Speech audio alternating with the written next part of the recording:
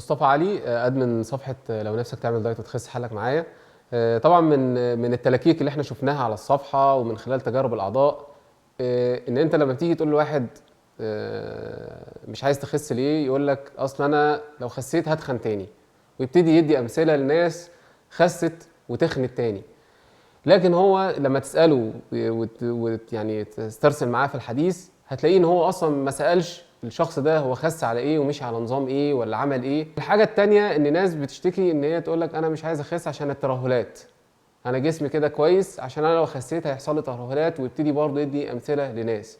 طبعا الترهلات دي بتيجي نتيجه اتباع انظمه غير صحيه، ان بيبقى معدل الخسسان بشكل كبير جدا، ما بيشربش ميه وحاجات كتير جدا، فمعامل شد الجسم نفسه او معامل شد الجلد نفسه خلال النزول بيبقى غير متناسب، وبالتالي يحصل ترهلات.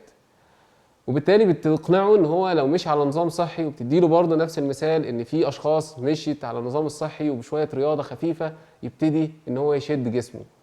طبعا من التلاكيك كمان ان يقول لك انا ما عنديش وقت للرياضه. هو مفهومه في الرياضه ان الرياضه يعني جيم، يعني 3 ايام في الاسبوع ان انا افضل انزل العب في الجيم، مثلا العب جيم ساعتين 3 قاعد في الجيم. طبعا ده مش الاصل في الرياضه. الرياضه ان انت تحرك نفسك في الشارع، تحرك نفسك في البيت.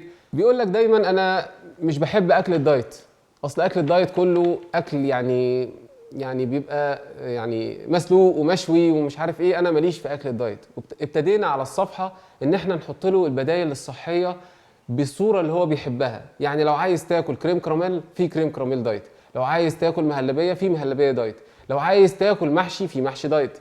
والمكرونه البشاميل والكوسه بالبشاميل والكبسه، كل الاكلات عملنا حوالي 75 وصفه طعام على الصفحه بمشاركه الاعضاء. طبعا من التلاكيك برضو وشي هيخس، يعني تلكيكه كبيره قوي ان الناس تقول لك ان انا وشي بيخس وبحس ان هو شاحب وتعبان ومش عارف ايه، وكل اللي بيشوفني يقول لي ايه ده انت تعبانه ولا ايه والكلام ده. طبعا موضوع الوش ده انا يعني بمثل الموضوع ده ان الشخص لما بيجي يعمل مجهود بدني، ان العامل لما بيبقى شغال في الموقع وبيعمل مجهود بدني كبير جدا بيكون عرقان وبيبقى وشه مليان تراب والكلام ده. برضو انت برضو خلال رحله الدايت مفروض ان انت بتبقى مجهد شويه، لكن لو التزمت بالنوم الكويس وشربت ميه كويس وركزت على بعض العصاير. يعني في ناس لما ركزت على عصاير الطماطم وعصير الرمان، الحاجات اللي هي الحمراء دي، الوش حصل له نضاره، وبالتالي البشره كلها بقت طريه، وتحس ان الوش بتاعه جميل جدا.